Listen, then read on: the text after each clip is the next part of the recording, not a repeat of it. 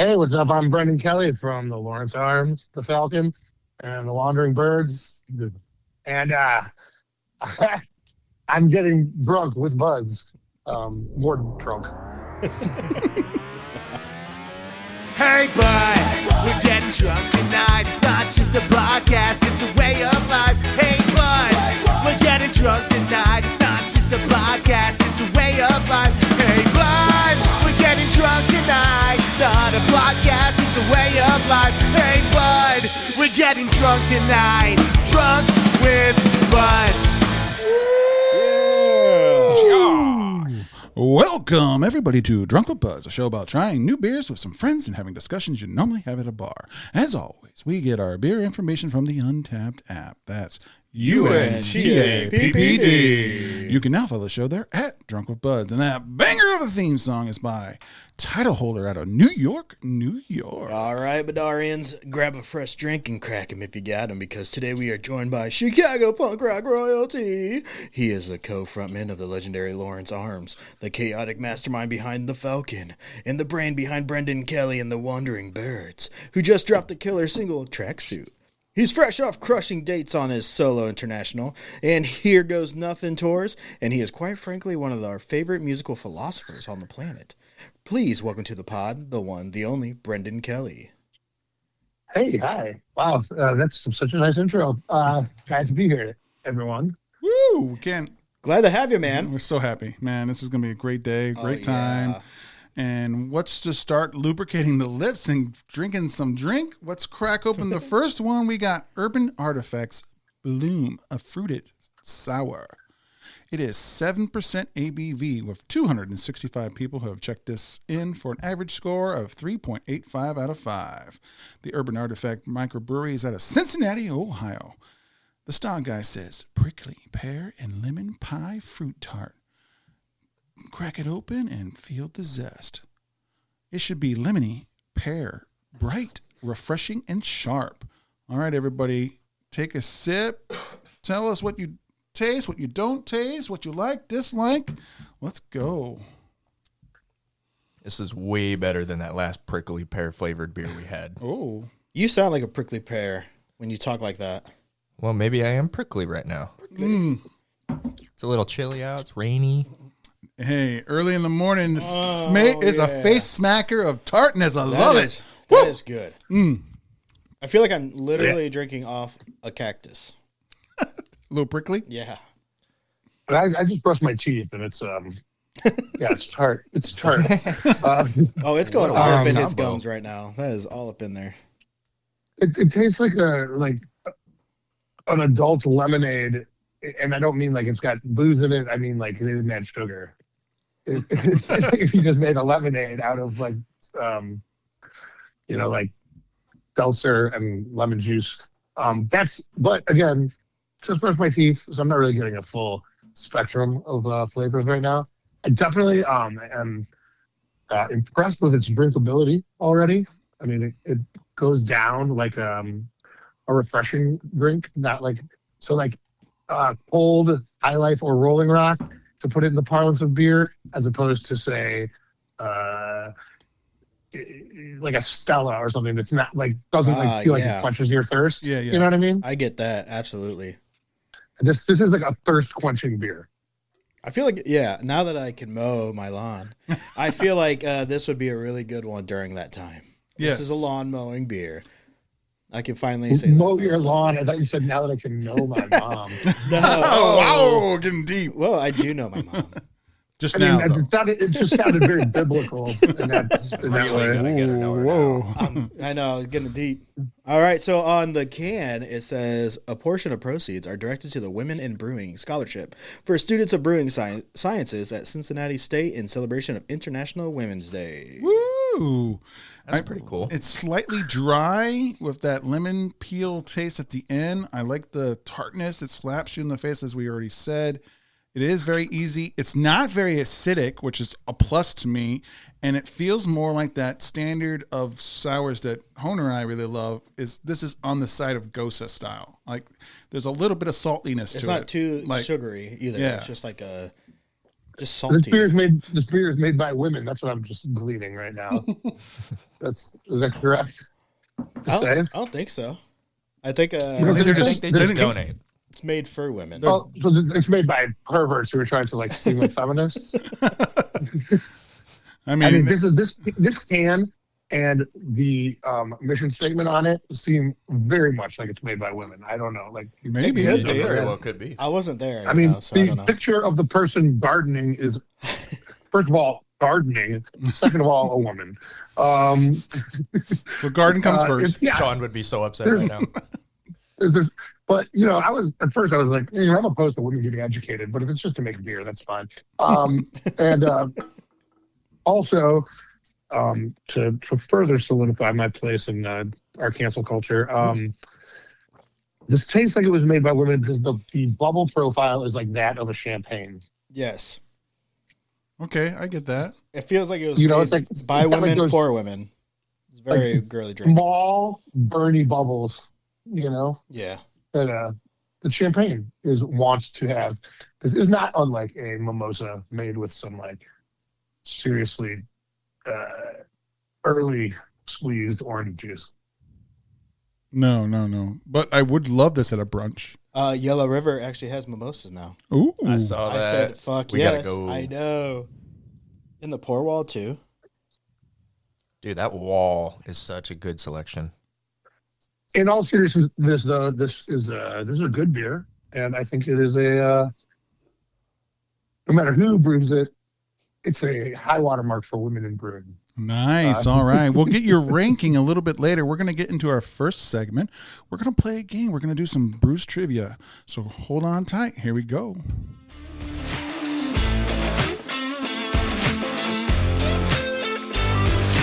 Bruce trivia. Bruce trivia. Bruce Trivia coming at you live. If you're not wrong, you must be right. Right. Welcome time. It's time for Bruce trivia. That's right. That's right. That's right. Bruce is a bitch. Whoa, that's not a lyric. Oh, shit. Improvised. Welcome to Bruce Trivia. Today we're going to play the game Super Password Chicago Punk Edition.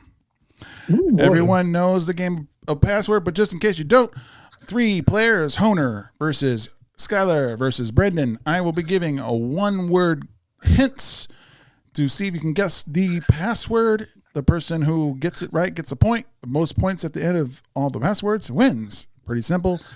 All says the it's words simple. are going to have something to do with Chicago punk. All right.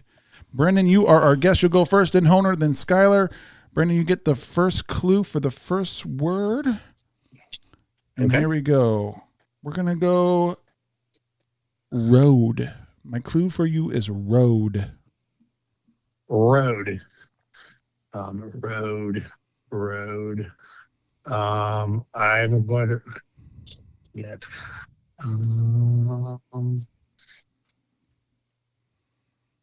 Let's say. I'm going to say Fullerton. Fullerton? Yes. Incorrect, sir. I'm sorry. All right, is it only one Do I word? get you said? negative points? No, you don't get negative points. You don't get negative points. All right, Okay, Honer. okay, The okay. next. Now, Honer, it's your turn. But are we guessing one word or are we guessing like a whole ass word? A word. Like 2 words? Nope, it's a word. Okay, cool. Fullerton is one word, though. So So hyphen. no hyphen. Okay. No, it's the name of a road. Okay. Bus. Tour. That is correct. Honer gets the point. Damn right. You go on tour buses, I guess, for like going on tour as a Tour. band. Tour. Going on road. Got it. All right, Honer, you're in the lead. See, I gotta hold on. I gotta just jump in right now and say, as a Chicago punk rocker, that is.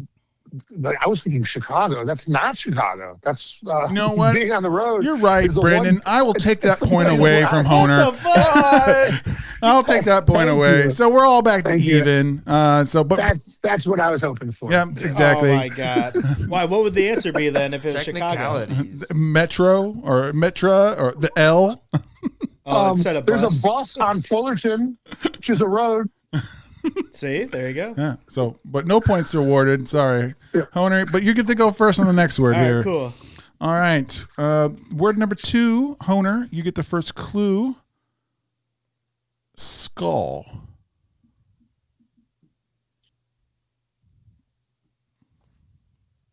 What the fuck? Oh, I got an answer for this. Yeah, I don't know, man. I'm not Chicago enough for this shit. I think you would. You don't have to be Chicago for this one, I don't think. Apparently, it had to be for the last one, so fuck it. Skylar, your clue, in addition to skull, is bones. He's Googling it. ChatGPT. I'm on the same boat. I have no fucking idea. Okay.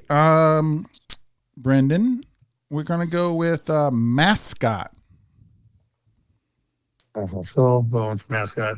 So, at first, I was thinking, well, it's an alkaline trio with the skull, and then, but you said bones, and then I'm like, skull and bones. That's like that club where David Cameron had to fuck the pig. That's the old prime minister of the UK. Yeah. But that didn't happen in Chicago. So he said mascot, and that's like an actual guy, like not like a logo. So now I'm like thinking, like, does the Crimson Ghost from the Misfits count as a mascot? But then, they're from New Jersey.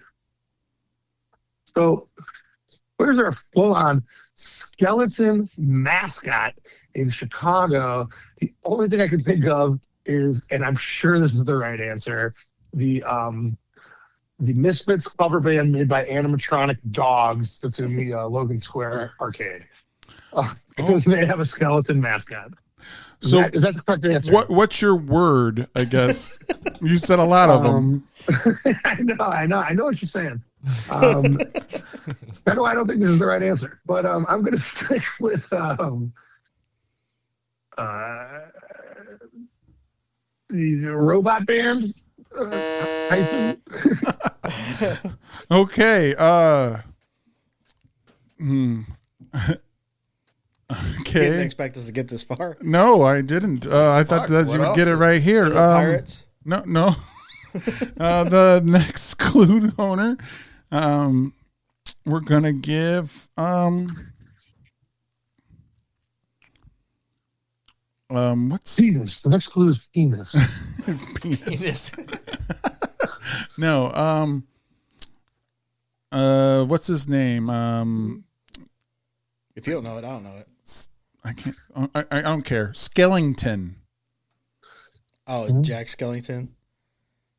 So what's the word? Bones, skull, skeleton. Then there's. Oh, you said it. Okay. Dang. Okay. Our guest said it like 15 times, but he didn't say it as his word. Oh, okay. Oh, skeleton was the word. Yeah, and I feel, unless my source is wrong, that is the official band mascot and logo of the Lawrence Arms, a skeleton. Oh yeah, you know what? We are skeletons. You're right. But it's not really a mascot. It's more of us portrayed as that. So it's like more of our avatars. Ah, so you might as well just take that fucking point again, dude. Just take it away from me again. Yeah. No, Honer gets to keep it. Okay, I'm just gonna interject this here. It is Chicago punk themed. Oh, here he goes. But it doesn't have to be like specific places and things like that. Let's just go into the world of Chicago punk. Skylar, your first word, clue for your word is munch. Munch. Like pussy? Munch. It just sounds gross when you say it. The fuck was that? Munch. I'm trying to imagine what the fuck I could correlate that to. Your next clue is penis. Brunch. He's just trying to rhyme now. Brendan, yours is crispy. Munch and crispy. It's gotta be something from Munch Chicago. and crispy.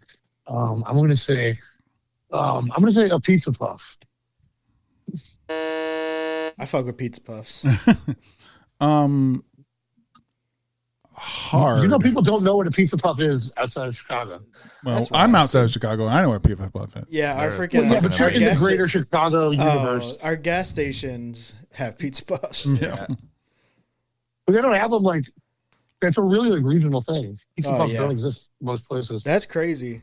Because we got King Gyros and shit like that, and they got pizza puffs all the time. I mean, come on with the pizza puff. It's the best. I know, it's so good, So dude. good. It's genius.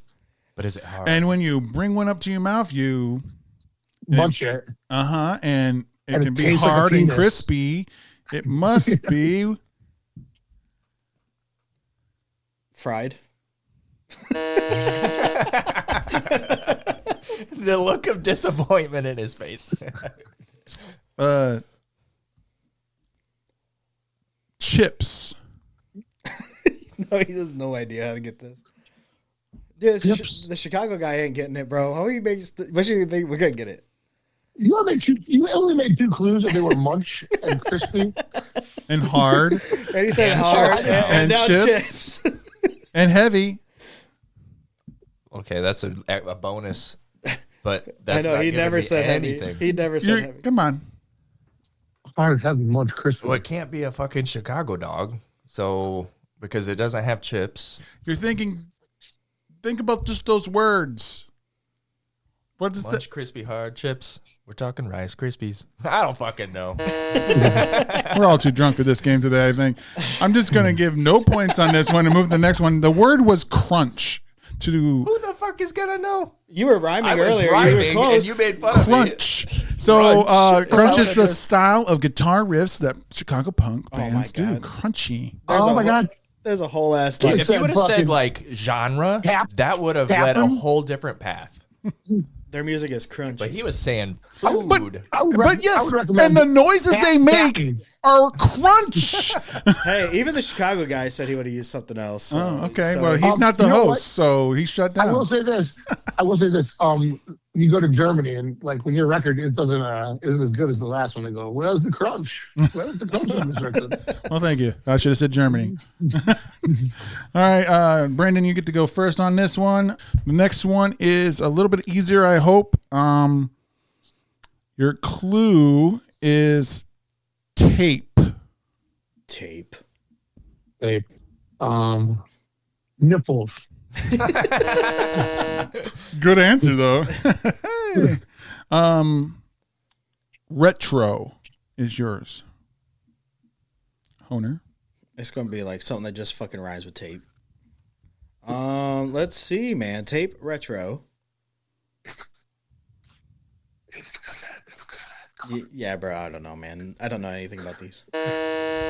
Is it cassette? Finally, dude. Hell yeah. You didn't hear him whispering it in there. Oh no, I wasn't. I think I thought that was. My, I think his I his thought little. that was my inner demon. I thought it was his little helper giving him like it's cassette. It's cassette. Little demon on the shoulder. No, as soon as you said tape, I'm like, okay. And then you said retro. I'm like, if he doesn't fucking get this, I'm never I couldn't getting believe a he didn't point get it. in It I this was pretty actually easy. thinking of like tape, like sticky tape. Especially because he Those are said nipples. nipples. Yeah. So I was thinking of like pasties and shit. Honestly, depending on what he said, I was going to say stripper. Okay. Well, Here's a. oh no, I'm actually just here to foil you. Thank you, bro. All right, Honer, you get to go first on this one. Penis. Your clue's penis. Meaty. Oh, Maybe it is penis. pizza. Fuck. Bun. Ooh, I'm gonna say penis. No, It's not your turn. It's Skylar's turn. Chicago dog. Dipped. that's some Italian beef.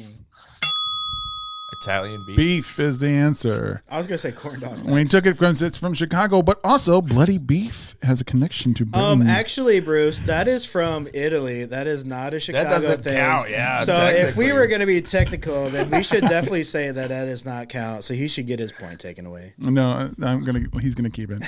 All right, Skylar. All right, Skylar, your first word is awful. Like OFFAL or AWFUL. AWFUL. Awful. Uh, Skylar.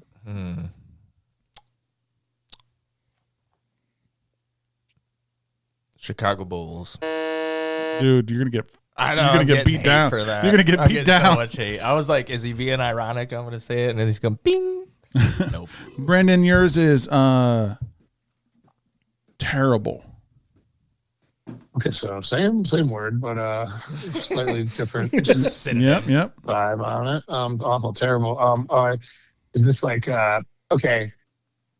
This is I'm purely leaning into stereotype here.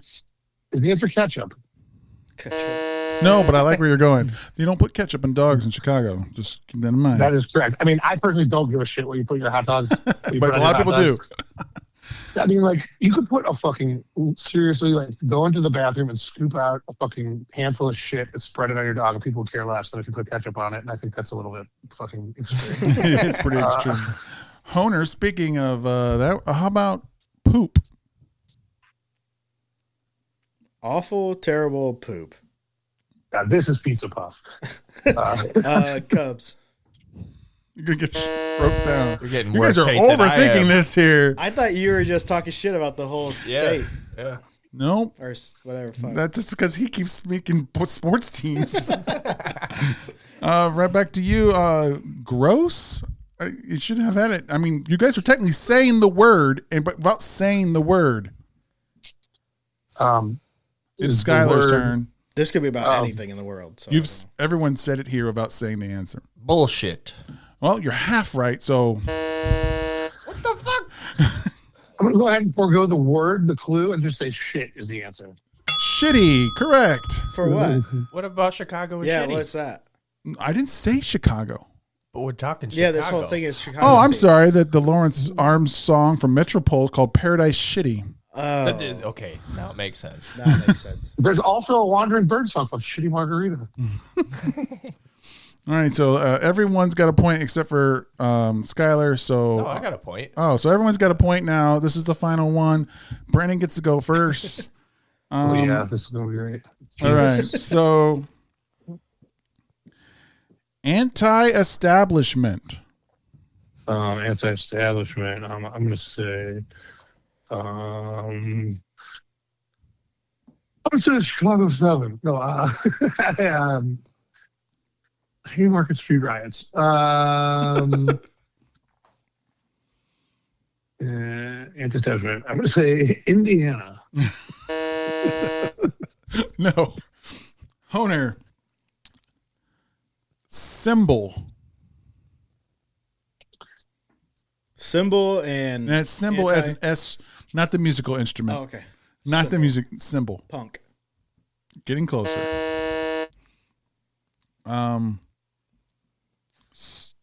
Circle. Ghostbusters logo. It's Ghostbusters logo, dude. Thought that was in New York though. They do. They have some Dude, sort of exclusive you're so contract good on at throwing them fucking off ghosts. target. You delude them like a magical All right, spell. antisocial. No. Anti-establishment. What was the other ones? Symbol, Symbol Symbol. and It's circle. the Ghostbusters. It's obviously the Ghostbusters, dude. Is it the Ghostbusters? They're not anti-establishment. I don't Yeah, they fucking are. know though. The man Punk. thrown in jail. Punk. Yeah, punk. That's the answer. That's nope. That's the next word. Oh, so I said the Oh. word that was a fucking hint. Sure, Punk. I can use it. What's got in common with all these words? The anarchy song. Oh, okay, he got it. Anarchy. Oh, okay. There we go. All right, you won, Brendan. Give us your victory speech. Yes. All right, man. In the true form of political anarchy, there are no winners. So I'm just gonna say fuck all you guys. How about that? Woo. Woo! I'm down with that shit. Fuck everybody. Fuck you, dude. I would have won, but you took my points away twice, so that was stupid. Hey, fuck you, dude. You were wrong. Points. What are points? Oh Anarchy. shit. Oh yeah. Points don't mean anything. Go to the cop, man. Fucking. All right, Brendan. It's time to rate this beer. We rate beers from 0 to 5 by quarters. Tell us what you liked, disliked, and give us your final rating. I like its drinkability, and I like its interesting sort of. I don't like this word, but mouth feel. It's pretty like drinkable in a very fun, made by women kind of way, and I mean that like sincerely. Actually, like it tastes like it's got a little more attention to like delicate detail than a lot of beers. And the thing that I find myself not enjoying about this beer is a bitter and not pleasantly bitter taste like that's residing in the back of the roof of my mouth. It's like kind of hanging around, which is going to ding quite a few points. It makes me feel like my breath is fucking terrible. Ooh. So I'm gonna give it. You said out of 5. I'm gonna give it like a 3. I'm gonna give it a 3 because I really do. The things I enjoy are quite good, but it is I can't go any higher than that because of this taste that's left over. All right, Skylar, what do you got? I really like the artwork to the can. It kind of is an attraction. It makes you want to grab it, look at it, and go then garden. definitely You're attracted try it to out. women? I am, very much so. Good. Yeah. And gardening. And gardening. Don't get it mixed up. I'm going to have to say, especially the fact that I'm liking this way more than the last prickly pear I've tried. This is the second one, I think. Overall, it's going to be 3.75. Ooh, pretty good. Honer, where are you at? Yeah, so it's pretty good, but I don't know. I'm okay with not having another one. Only because the flavor profile is just too much. It's a little bit too, fruity-ish, but I don't know. Pear. Okay. And lemon mix to me is like too much. It's good enough for right now, so I'm going to give it a 3.5, but it's not one of my favorite ones.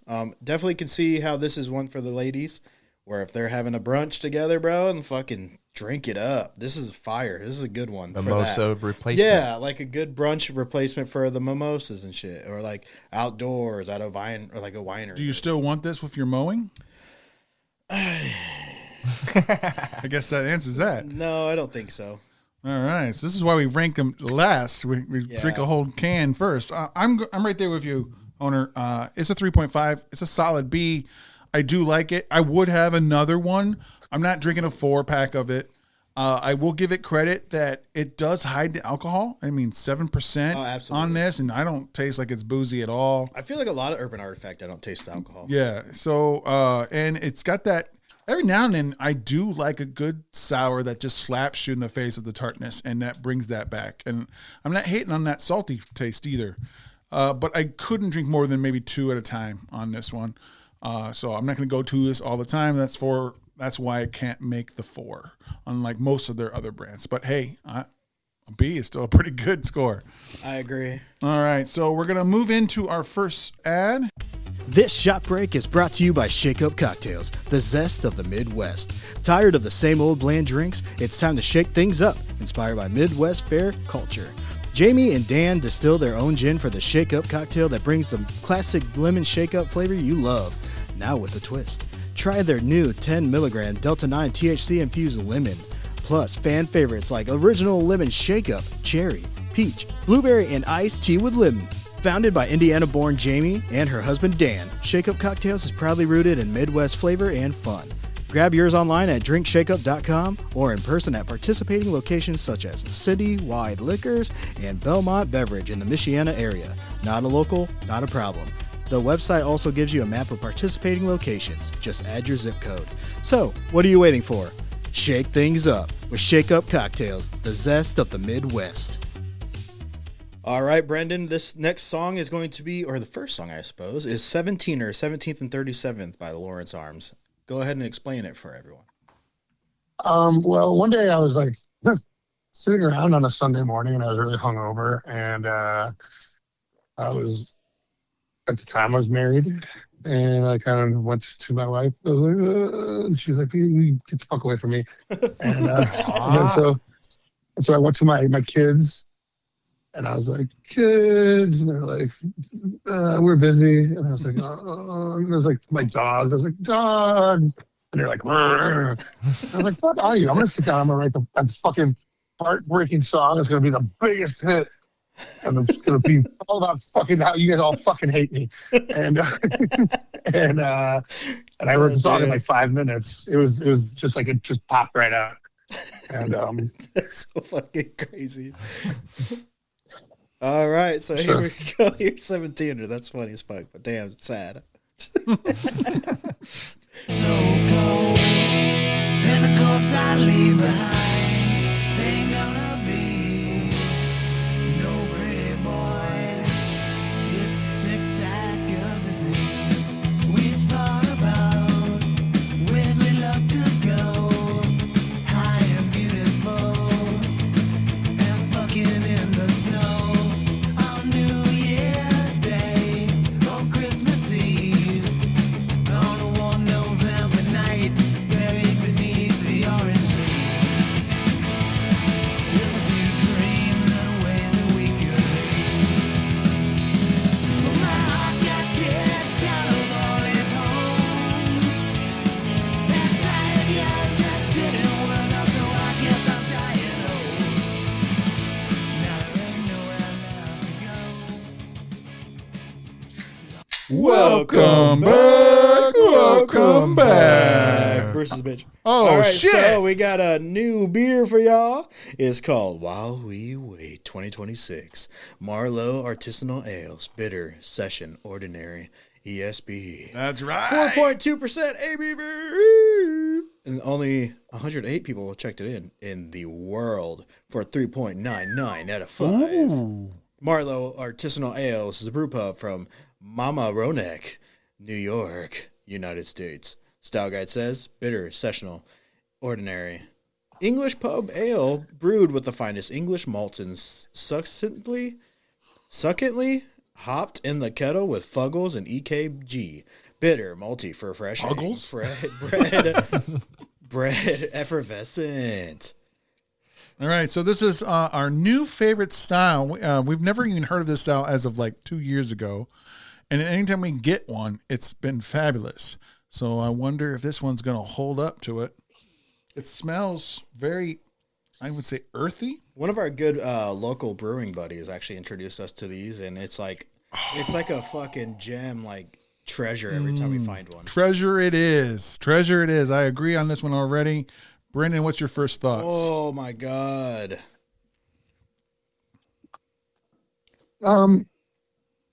my first thought is that if you told AI to make you an album cover Yeah, I see of that. a emo band from Maine from like 1997, this can would be what it would come back with. So, and I'm trying to just- figure out what it has to do with anything. Like, it's Like, not very there's, like- Marlowe. I can't. C related. Is it? Yes. Is it? Or is Yeah, I that mean, there's, butterfly like- wings? Nah, that's definitely Well, Marlowe is the name. there's one picture. There's like one the- picture looks of like the a brewery. fucking Yeah. X-ray of toes. I think it's like a seal leg or something. So can I not leg but fin. can I read the can and then we'll probably explain it. all. It does Okay, explain okay. it. Yeah. It does say Marlowe is. I know you named- want to read it, but I want to say it's a beer. Oh, dude, flavored you just beer. ruined the bit, bro. I just started playing music and shit. All right, go on. But I get that though, because I think what they're trying to say is like it tastes like beer. It doesn't taste like fucking blueberry pie or some shit like that. No offense to the last by one. I didn't beer. realize that was what the last one was. But you know, it's like it's not like oatmeal or fucking scotch. It's fucking beer. I mean, Yeah, it's okay. good beer. It's just like it feels emotional though after you look at the page. You look at it and it brings you into Sad your boy on the feels. beach. and now I'm gonna explain why. Okay. Marlowe is named after my late grandfather. These beers attempt to honor his memory. We believe in balance in all things and present these beers as such. We hope you enjoy them as an accent to your experience with your friends and family. Drink while exploring. While We Wait is a traditional English-style pub ale brewed in balance with English malts and hops. It is a beer-flavored beer, copper-hued and immensely drinkable.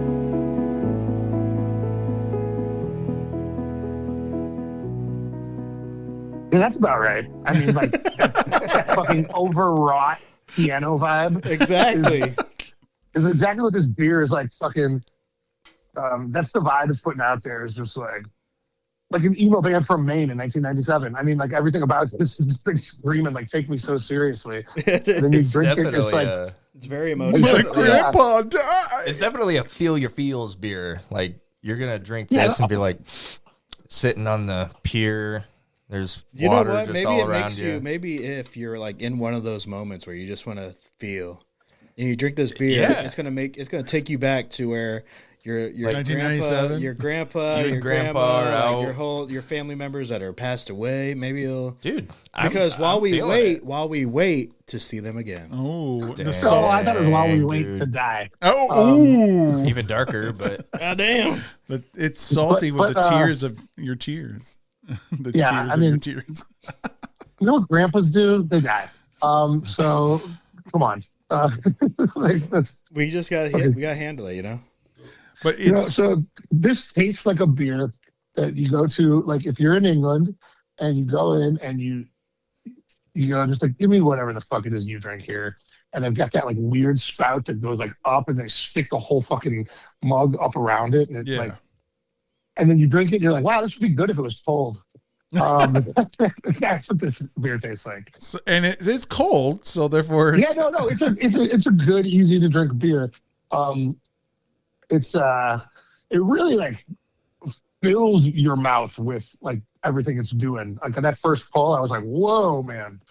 It's like for being very simple, it like comes at you pretty boldly, but it's not like an overpowering taste or anything. no. Um, I to me the through line word on this is unfiltered. I feel like it was the whole beer process, and they didn't take any screen to it. Nothing was removed. It's good. Yeah, it and kind of tastes like it's got some shit in it. it's like raw. It's very raw in a good way. dirt. I like it. couple. it reminds Lies. me of like the lightest Oktoberfest you could find. Dude, The and it's funny you It's say like that. The first thing I was going to say was softest Oktoberfest, like something The that first thing I was reminds you of gonna an say is it sounds like- Oktoberfest. It's this. it's like Sam Adams Oktoberfest was the first thought I had. Yeah. When I took a drink of this, and I was like, I'm gonna say with beer people, I'm not gonna say something like that. That's probably stupid. No, we're beer lovers here. We're not beer experts, so we're trying to disillusion the fanciness of beers. Just say what we actually think. So don't worry about that. Tell us, Demystify, right? yeah, that's right. Just tell us what you think. That's what we're gonna do. We don't always You don't agree. want to disillusion it. You want to demystify it. I think. Yeah, sure. Disillusion is like bum it out. You know. Yeah, because Just I mean, demystify. sometimes we do get the illusion that we're in a little bit of a scenery while we're doing our sips and tastes. Reminds us Bro. of memories and stuff, and then sometimes it'll take us there. Ooh, yeah. Whoa. Well, we're gonna move on to our next segment where we learn everything we can about Brendan Kelly. We're going into Uh-oh. beer Get flights.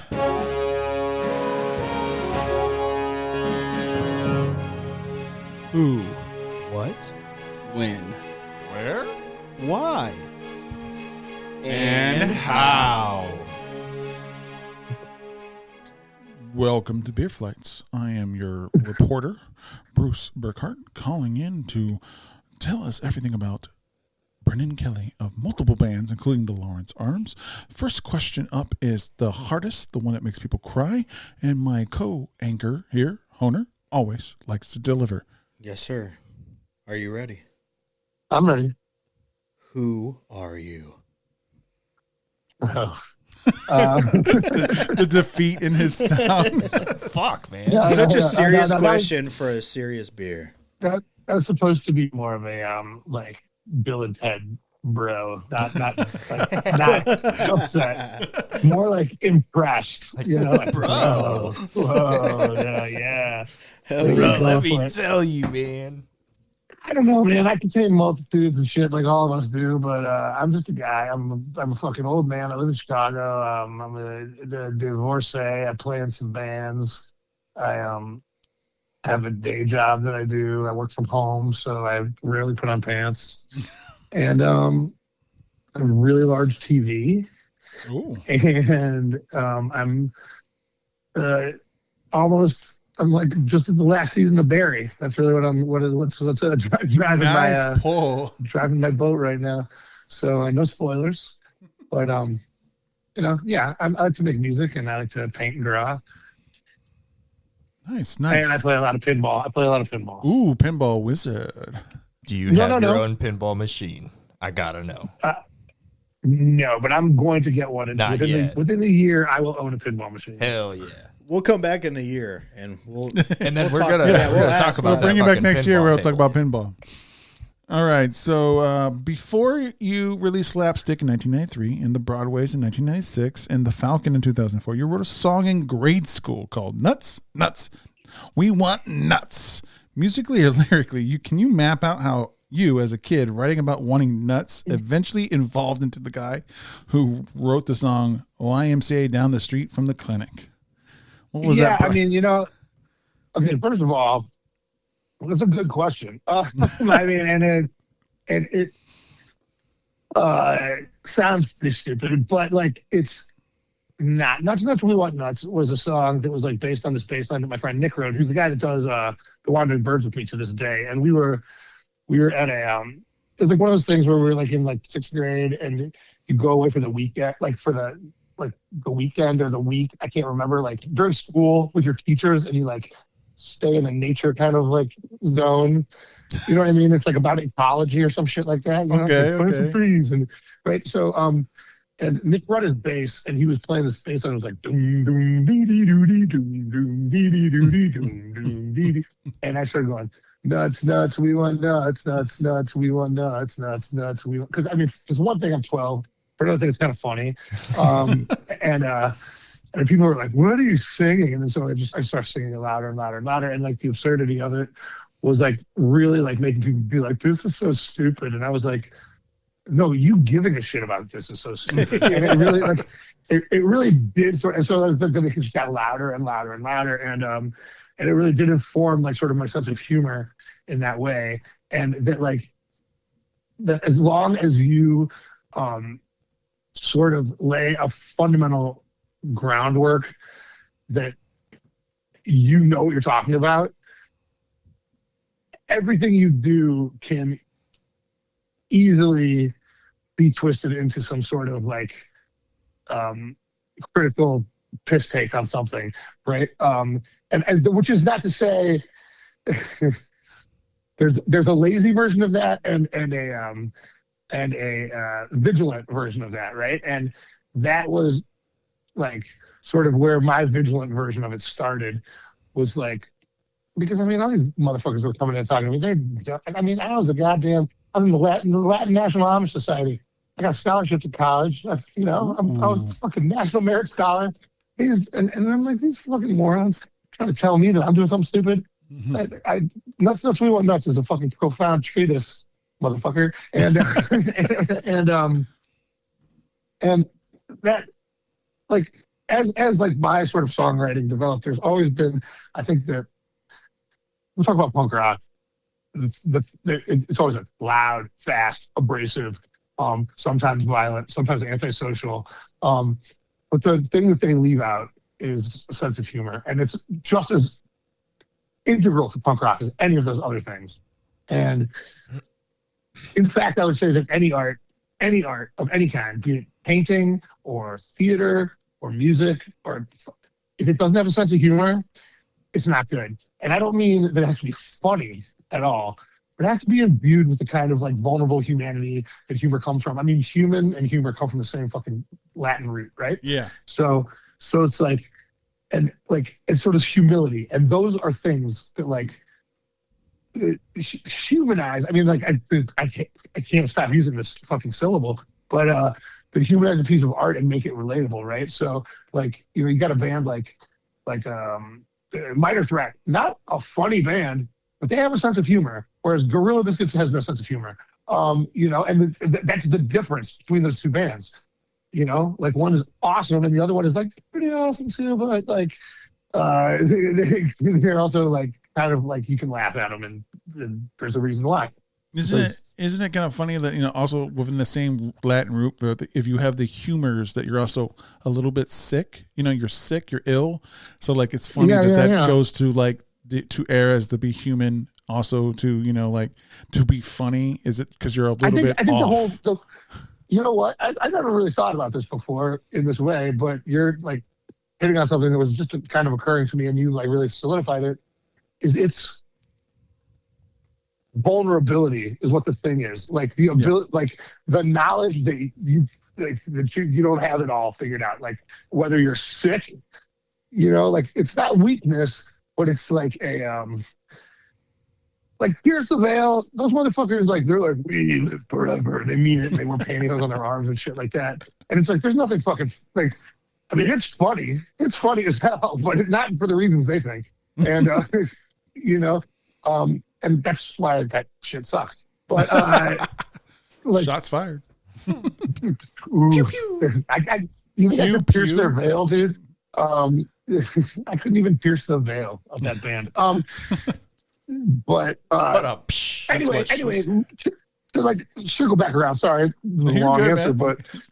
but like, I think the sweet spot in any piece of music is I think the sweet spot in culture is elevating dumbest shit to a high culture level, or conversely, taking something super sophisticated and making it really dumb, right? I think that culture exists on this like sort of I don't know what you want to call it, like a matrix where some people have decided that this shit down here is stupid and this shit up here is smart, and that's not really true. And to take those things and like intersperse them in places on that matrix where they don't usually belong is sort of like one of the main things that I have fun doing in creating art. And at the same time, with that said, the sweet spot for me that I always try to hit is where something is like funny and like righteous and heartbreakingly sad at the same time. If you can hit that fucking bullseye, that's when you have a song that lasts forever, And so to go back to your the YMCA down the street from the clinic, it starts with the line, "Click on the link for the world's biggest dick," and like it's ostensibly from the jump, like kind of like a crass, stupid song, but as it delves deeper and deeper into the psyche of a person that's like sort of like obsessed with like the shit that they just see around them, like the sort of signposts of decay on the highway to hell or whatever, of which of course these like emails about dick pills are like the first one every morning. And that when it gets to like the heartbreakingly bleak part of it, and it's just like told in like this like fucking very like matter of fact way, after just like listing off all this deluge of just hell on earth manifestation, right? It's just sort of it just becomes this catharsis instead of like this sad thing. And it's like I've like played that song and had people like pumping their fists in the air during like the darkest parts of that song, like, yeah, this is my shit right here. And it's that's like because it hits so fucking deep. It's like this is the kind of a like a bleak, like on my deathbed confessional type thing. You're just kind of like rocking it, but like but yeah, it's totally the great grandson of Nuts We Want Nuts, which was also like a dare. It's like yep, I'm super gay. I want some nuts. Come on. tell me what's wrong with that. I mean, like, which has always been like sort of a thing. Like, when I was little, my uncle died of AIDS when I was like 10. It was kind of before AIDS was like even called AIDS. It was still called like gay. It was like GERD. It was like, it was like gay autoimmune related disease. Or GARD, something like that. I remember those days. I think we're the same age. Gay immunodeficiency disease or whatever. And so it's like, back then it was like they were laughing about that shit in the White House and stuff. And it's like, my uncle was like, just as gay as the day is long, he's like fucking, he was he worked for Amtrak and he'd ride back and forth just being gay, which is awesome. Like, I mean, that's a fucking highwayman's life, And mean, it fucking, unfortunately, that for the time and like that fucking demographic, you probably don't have to do too much to like wind up like he did. But I always have been sort of like from early on, from like when I was in Slaps, like before that even, I'd always be like, yeah, I'm fucking gay. What's the problem? Like people would call us fags from the crowd. I'd be like, yeah, I'm gay. Suck your dick right now. Just What's shut up? it down right now. Yeah. You know? Shut those Style. hecklers down. Yeah. So So who would be a mainstream pop or hip hop artist working today whose production style is secretly like influences how you construct some of your hooks and melodies into your solo work? Oh, I mean, that's a great question. I'm very influenced. Like the Beastie Boys, that's not really like that much of a secret at this point that the Beastie Boys are a huge influence, but like, definitely, like I look at like the hooks that Andre 3000 writes, and I look at like a lot of the flow and stuff of Eminem. I mean, Eminem, Kendrick, and Andre are like, and the Beastie Boys, and NWA also, like NWA, more for just like attitude. Like that's like if I'm likening it to, if I'm likening making music to cooking, I'm making a roux out of NWA and Appetite for Destruction, era Guns N' Roses, and then everything goes into that. It's like, but it's what I want to start with, that same like just righteous indignation that comes from just like, on one hand, justified, and on the other hand, fuck you, I don't care. Kind of like the Attitude Era of WWE. Well, sure, if you're a dork, yeah. That's Oh! We're all dorks here, bro. Hey, man. I'm just kidding, dude. I'm just kidding. I used to love wrestling as a kid, and then like I got away from it for a second. When I came back, I was like, this is too complicated. So I'm not smart enough for wrestling, is what I'm getting at. But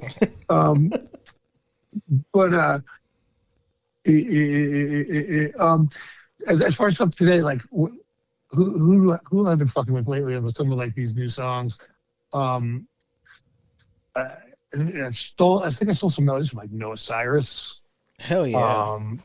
Like Taylor, any of those like pop princesses, a lot of that like not really K-pop. I haven't really delved into the K-pop so much, but like the some of like the Japanese like hyper weird like like that kind of shit. Yeah. Like like Blackpink. Yeah, and like that Vagina Malfunction song. And they're really into surfer beats too. So like I can see that, like the old 60s and surfer beats, Japanese was grabbed onto that. Yeah, I mean like I kind of I don't know. I'm right now I'm sort of at a weird spot because we did Skeleton Coast during the pandemic. Never got to tour on it. And then since then, I've written a whole. Right before that, I did a solo record, a Wandering Birds record, which I think is great. And I was like, it's going to be everybody's favorite record of 2022, which came out in like 2018. And I was like, it was a pretty big leap from the last one. And right around 2023 was the first time I heard a good word about that record.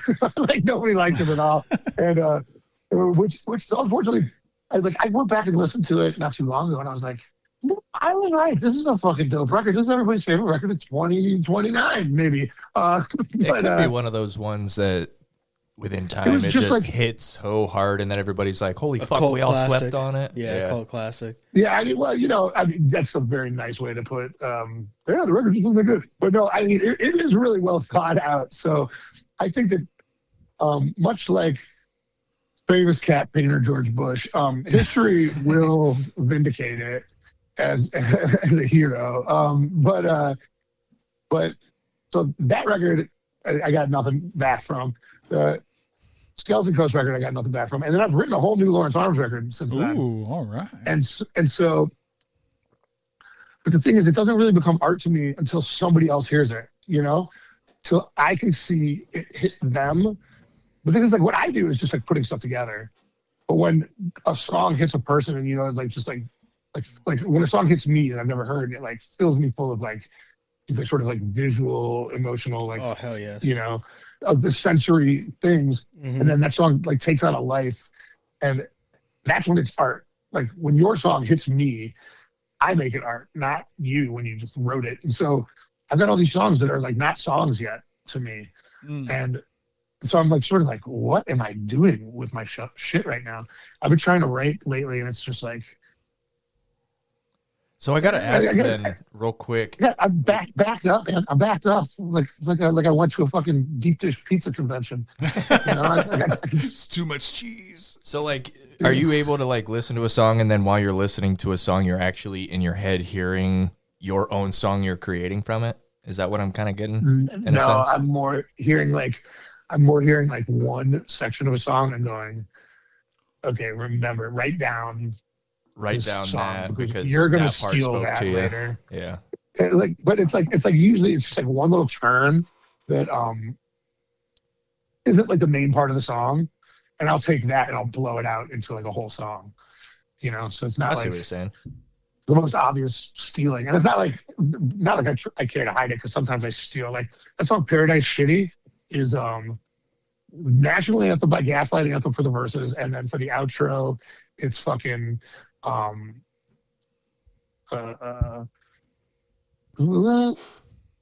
fucking song is it? It's a Coldplay song. Oh no, it's the Scientist. Yellow Yeah, Scientist by Clocks. Coldplay. Scientist. We're high, hello. Nobody said it was easy. Yeah. Dang. So. Ooh.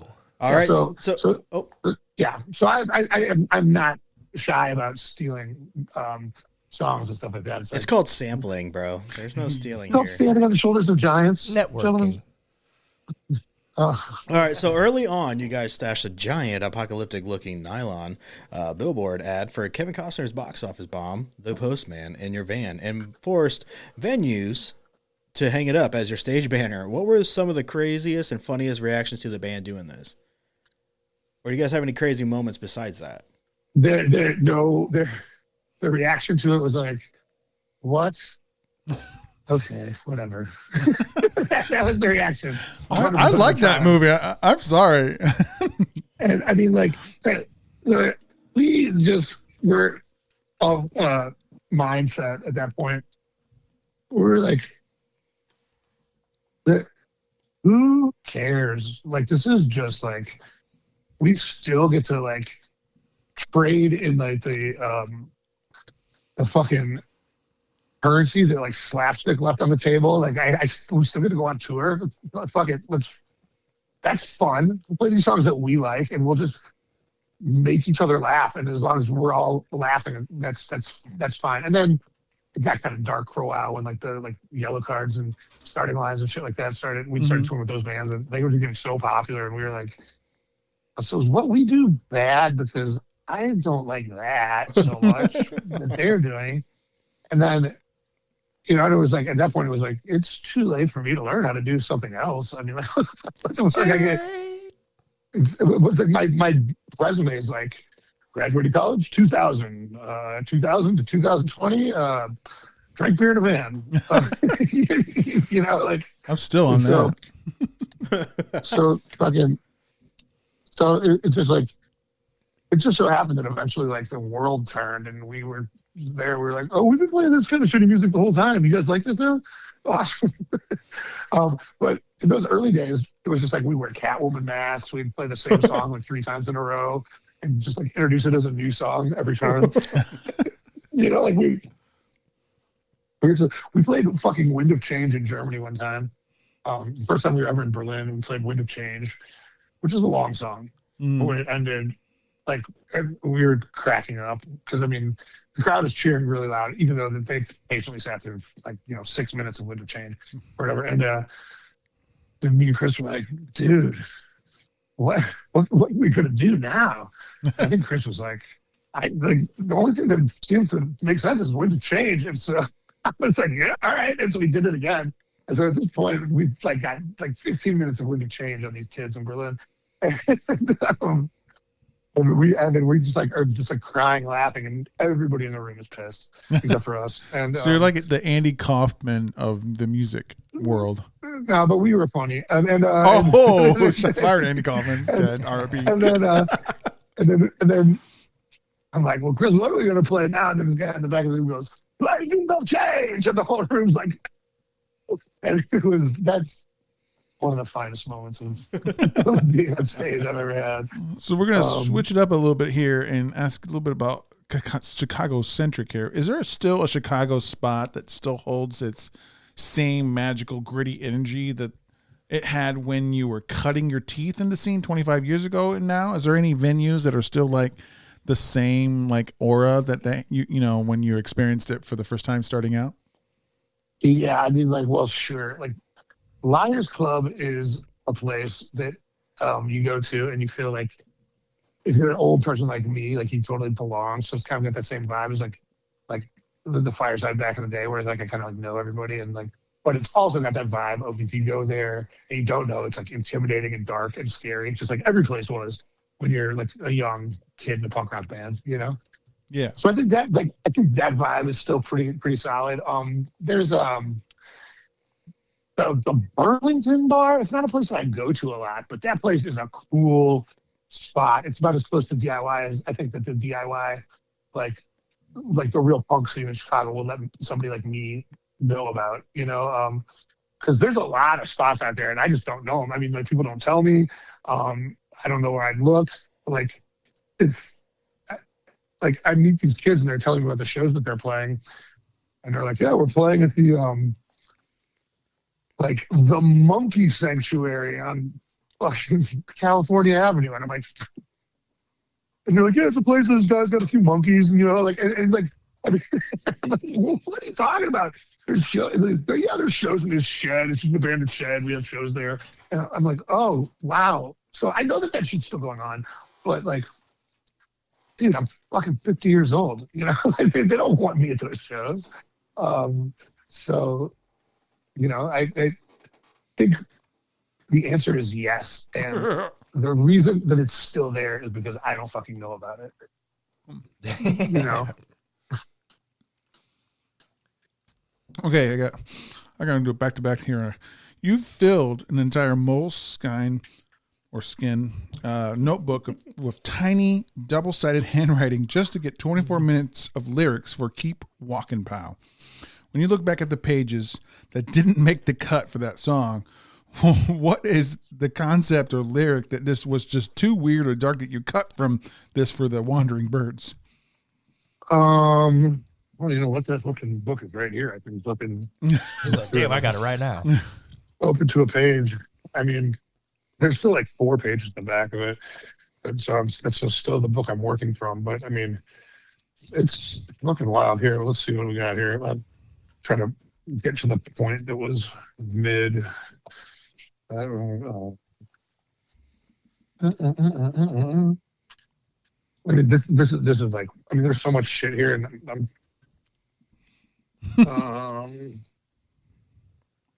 getting a deep look into his yeah. It's like, dang, haven't opened this up in a little while.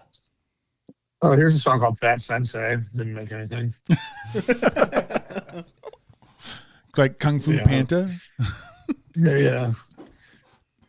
Fat Sensei wants to die. Fat Sensei, he's a terrible guy. He miss the people he loves. Also laughs in his gloves. What the fuck? You heard it here. New song coming from your way, Fat Sensei. Fat Sensei. Yeah. I mean, there's so I just like turned to this page and it says, "Yo, you're crazy for this one, Rick." And I put that I've written that into a lot of pages of lyrics that have not gone anywhere. So I guess either Jay-Z or Rick Rubin can get added to my list of people that I take a lot of influence from. But that's only for shit that never makes it out. If the song says, "Yo, you're crazy for this one, Rick," in the verse, it's doomed. At least so far. All right, so we want to get into your mindset of your song making. So why do you think hedonism. Wow. Have another beer, dude. Blends so incredibly well with the upbeat projects. Well, kind of like it's kind of like what I was saying. It's like the idea of like there's like a whole big rant I could go on about this, and I'm not trying to do it because I've done it too many times. But like you can in art. One of the great things about art is that it's just art, and you can do whatever the fuck you want. And like a lot of people are like, we gotta like there was this thing called Cancel Tyler the Creator a while ago by like Tegan and Sarah because they're like he glorifies rape and he sings about raping. Fuck and that, it's dude. like, and it's like, do you think that like Dostoevsky was advocating killing landladies when he wrote Crime and Punishment? Like I think you're kind of allowed to like explore topics in art. If nothing else, if you want to like dumb it down so that you don't do it in real life. Yeah. How about that? Yeah, like they do it in horror movies and shit like that. And it's Right, yeah, it's a heavy subject, but it's like, just it's just a cutting heavy people's subject. throats and It's an unfortunate ripping off their faces. Yeah. occurrence. Yeah, exactly. It's just art. And so a lot of the Wandering Bird shit, I like sort of like lean into this idea, and I'm like, oh, here's a song about abducting children. Here's this, and just like every song is about like something like just like awful.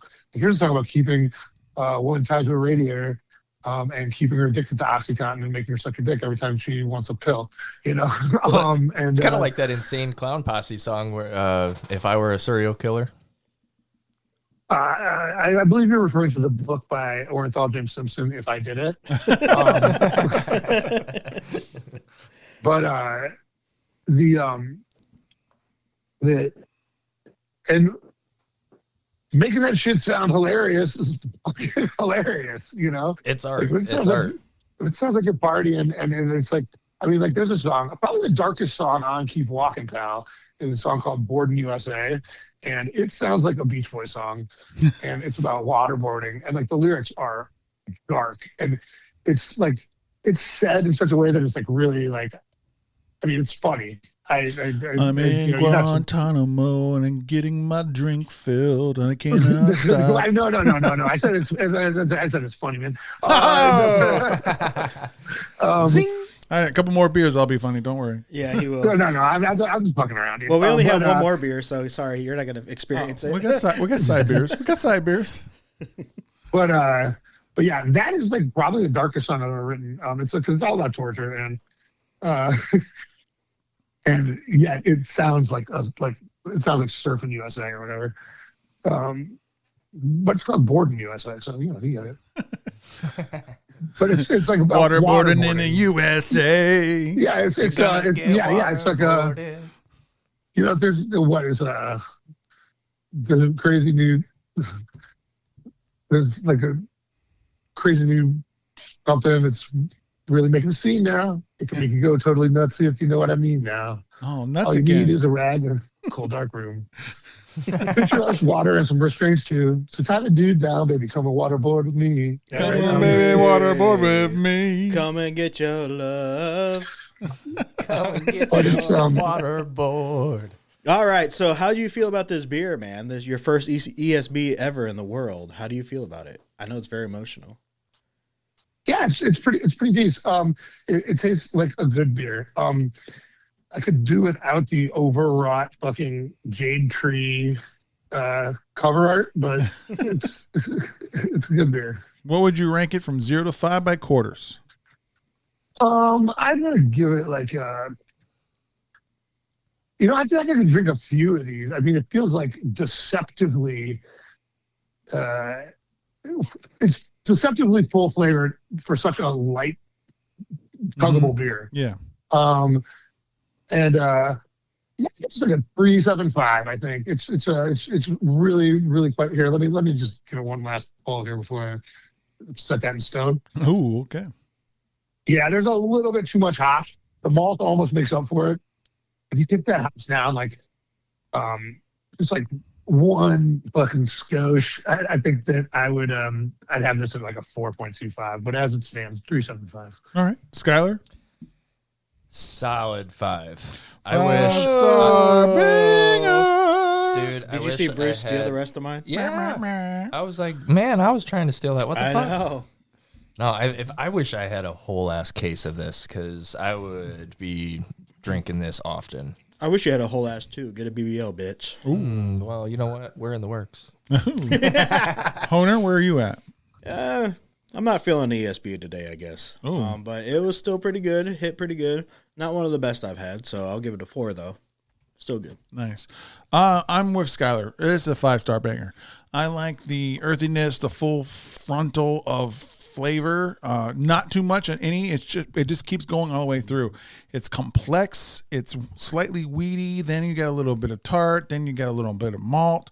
I like that it's cloudy. I like the unfilteredness. Like as I mentioned before, it's sweet and it's also bitter at the same time. It's an amalgam. It's like that Big Head Todd in the Monster song. It's an amalgamation of flavors, and they're all good to me.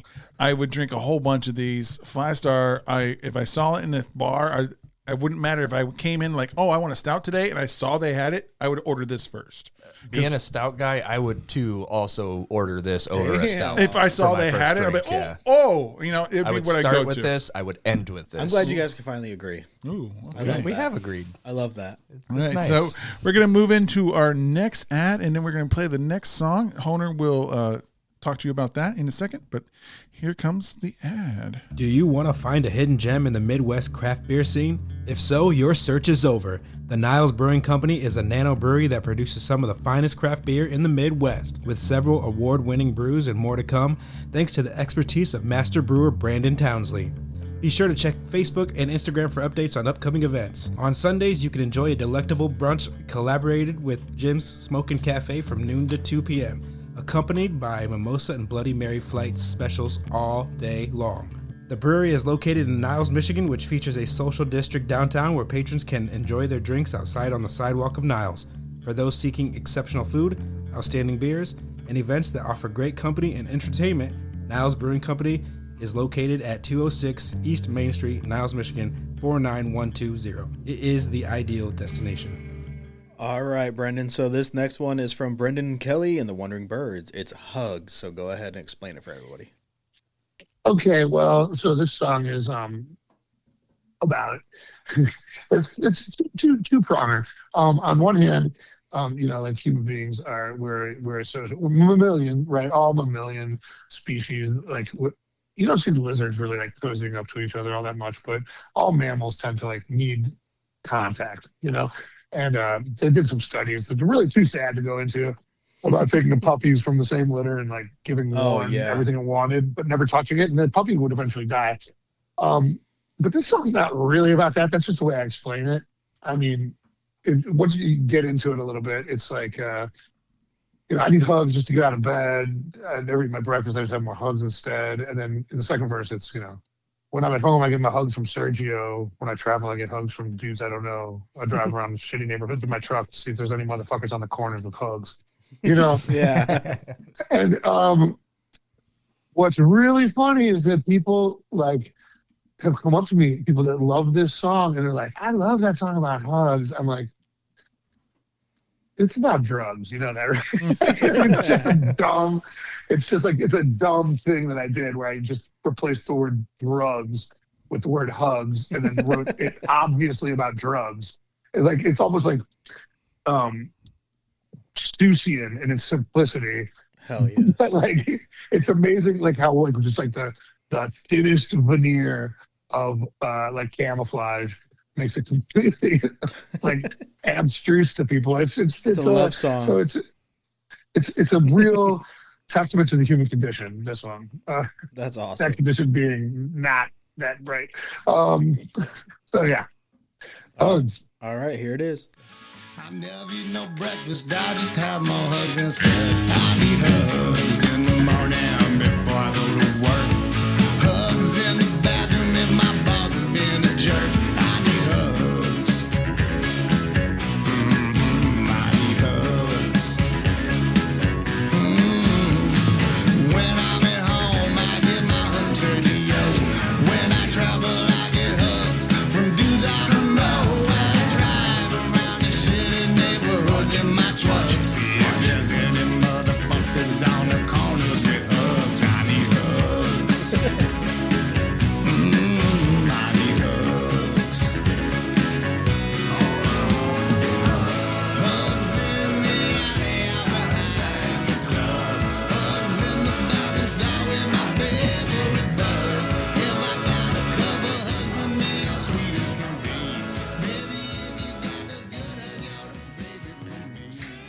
Welcome back. Welcome back. We're here with Brendan Kelly, Hunter, Skylar, and myself, Bruce the Beer Bandit. What we doing next, Skylar? We have here the My Dirty Dancer by Grand Junction Brewing. So, what we have here is an American lager. It is at 6% ABV with 5 IBU. Now, it also states here on Untapped that it is no longer in production. Could be something that comes back as a limited time only. Out of the 427 people that checked in to give it any rating, they've rated it at an average of 3.61. So Grand Junction Brewing Company is a micro brewery out of Westfield, Indiana. Style Guide says here, this is a lager. But let's clarify, it's an American lager. This corn-based lager is light and crisp and will keep you on your toes. It uses sterling hops to keep a minimum hop profile.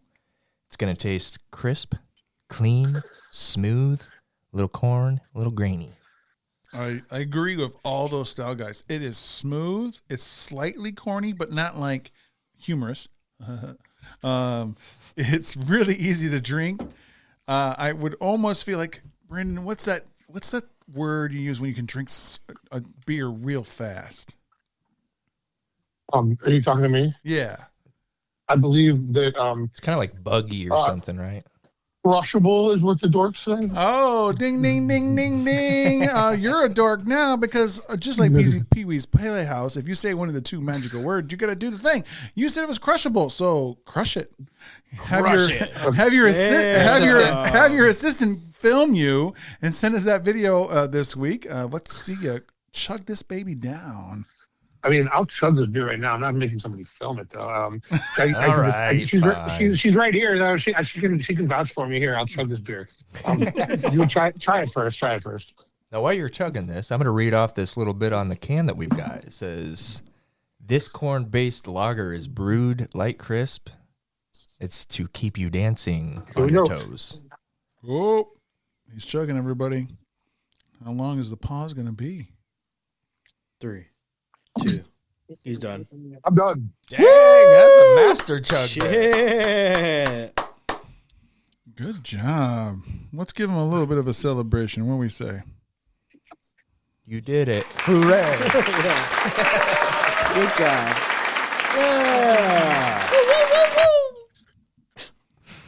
Yeah, man. So since you just had the big taste of it, tell us what you're thinking on first thoughts as it was slowing down your throat. Initial thoughts when I took the first sip is it tastes like Bush, and or Stag. I mean, it's got a real St. Louis fucking just like macro brew flavor. I love that shit. When people started coming around about 10, 12 years ago to the Lawrence Arms being like, we want to do a beer for you, like in these brews, I was like, I want a Mexican style lager that you can drink like 20 of. And everybody's like, oh, I don't think so. You know, like, what about if we put some blueberries in it? Or like, you know, like, what about like some maple syrup? And I'm just like, no. Like, think like Bush, but just do it in a red, white, and blue can and make it like, it will kill. And everybody told me that was the stupidest fucking idea. And now I go around all these microbrews, and what are they all selling? American style drinkable lagers. Yeah, it's a great idea. You should have gone for it. There are lots of bands. I did try to go for it. They wouldn't do it though. There's lots of bands that have different drinks and stuff. August Burns Red has a line. We've had Megadeth's Trooper Ale. Mm-hmm. So yeah, I think you should flout that back out again. We did one, a cream ale. That was the closest we could get anybody to doing. It was a brewery outside Philly, and I'm really an asshole because I can't remember what it's called, but I don't have cans here anymore because I'm not living in the house wherever the cans are. But that was pretty good, and they did a pretty good job. Red, white, and blue cans, pretty drinkable cream ale, you know. Mm-hmm. But back to My Dirty Dancer. First thing I want to say is like this art is just fucking dog shit terrible. It's gross. It's like a fucking test pattern between soap operas almost. And I mean, I know it's got like the Dirty Dancing thing, and I propped for the fact that they gave the Patrick Swayze-esque character a penis in the silhouette. Yeah, I noticed that. It's not the cut of his suit. No, it's penis. And and like Baby seems a little bit hotter in this than she is in the movie. But overall, nobody puts Baby in the corner. But what is this fucking background? Like who? Like it's like what? It's just like it is. I don't even know what you call it. Like the fucking wallpaper at the place where you get your teeth extracted or something. I don't like. It looks like reclaimed wood.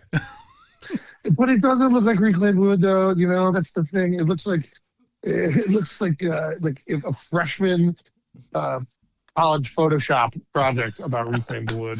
Wow, indictments. But it's the can is bad. The can is really bad, and this like font disaster that's going on the side is horrific. But the beer is good. The beer is good. I'm ranking it for what it is, and what it is the kind of shitty beer that I grew up stealing out of refrigerators. And I mean, I give it 4. No, not yet. Oh, That thought might change. Well, he did finish it, so it's not going to change over the time. That But is fair. but Honer, Did you read the can already or no? No, go for it. Shit. It wasn't my beer to read. Oh, okay. Hold on. Let me read it. I got you. I did read the can. You though. did? Yeah. Okay.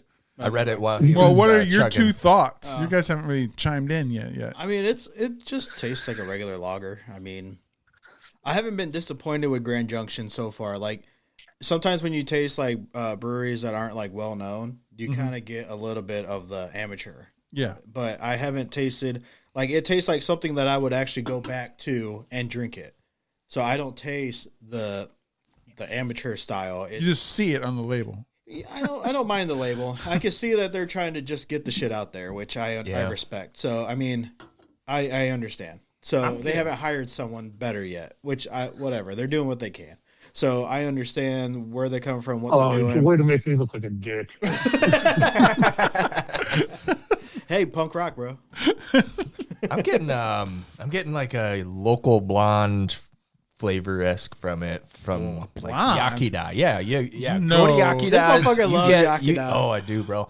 You go there, you get the little local blonde on the menu. It's like $5 a pint. What, you're can't ordering beat the women? price. Her name's Shirley. And it's gonna be this basically. I'm enjoying it.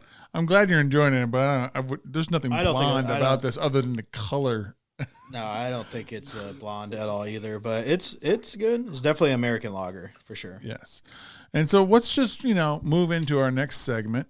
Bar advice is so cool when you listen to it on this podcast. It's called Drunk with Buzz. Something close to that. I'm not sure. I don't remember. But anyway, you get some advice from us or them as me sometimes if I'm on the show, but I'm not today, but I am today. Here we go. Bar advice. Bye-bye.